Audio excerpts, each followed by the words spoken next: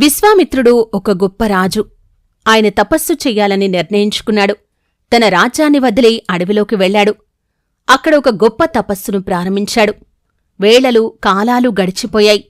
అయినా కాని విశ్వామిత్రుడు తపస్సును ఆపలేదు. ఆయన తపస్సు ప్రభావం ఏంటో దేవేంద్రుడికి బాగా తెలుసు. విశ్వామిత్రుడు స్వర్గానికి ప్రమాదమని దేవేంద్రుడు భావించాడు. అందుకే అప్సరస మేనకను విశ్వామిత్రుడి దగ్గరికి పంపించాడు. మేనక అపురూపమైన సౌందర్యం కలిగినటువంటి స్త్రీ. ఆమె అటవీ ప్రాంతానికి వచ్చి అక్కడ నాట్యం చేసింది. విశ్వామిత్రుడు ఆమెను చూశాడు.